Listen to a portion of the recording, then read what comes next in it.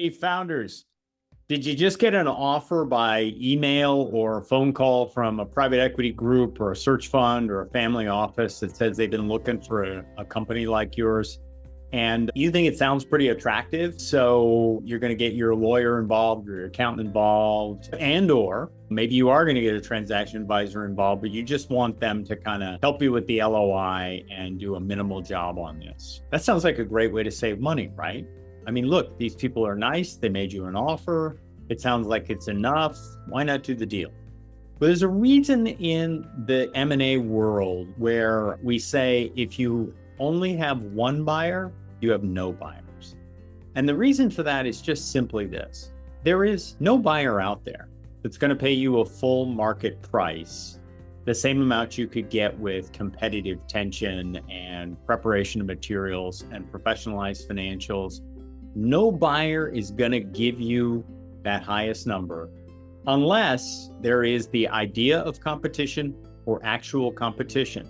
Now, I want to be careful with this because it doesn't mean that all buyers are going to hang around for an auction. Nobody wants to just play jump ball on the thing. But if you've just got one buyer and they've given you what they say is a market valuation and provided some terms, and you've never done a deal before, but it sounds like enough, you're not going to know that, let's say they offered you 20 million bucks and 6 million of that is in an earnout based upon what your business is going to make or what it needs to make in EBITDA margin for the next 2 years. And 4 million of the purchase price is a seller note with no interest for the first 2 years. And it doesn't mature until they sell the business.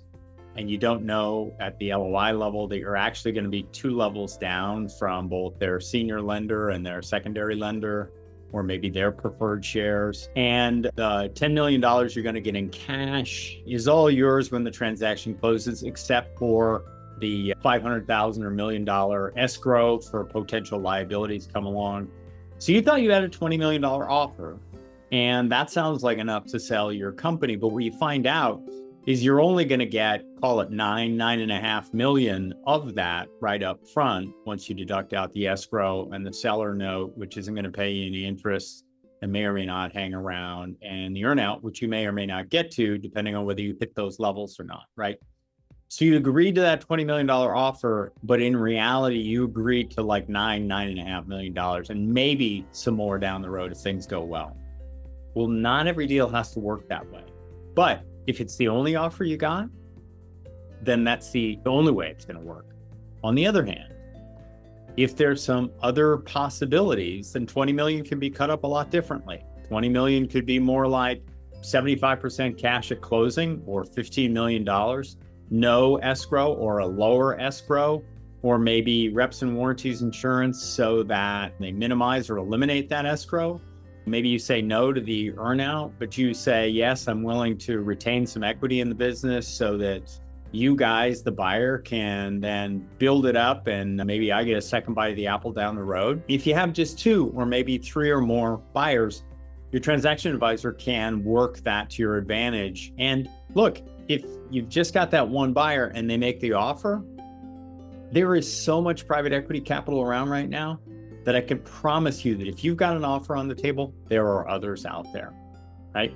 So listen, if you've got a letter of intent, or you've got an indication of interest, or you've got an email that suggests somebody wants to do your deal, we won't charge you a thing if you click on that green button on our website to talk to Kirk and give me a sense of what's going on with you. And we'll give you an objective opinion about whether that's kind of a market rate deal or not, whether you need some help with that or not. Believe me, we have a ton of deal flow. We don't need to do this for purposes of trying to generate more of it. We'd just like to make sure that more founders get to great outcomes and not sell too soon or too low or under the wrong terms, or worse yet, to the wrong buyer. So if we can help, let us know. Thanks.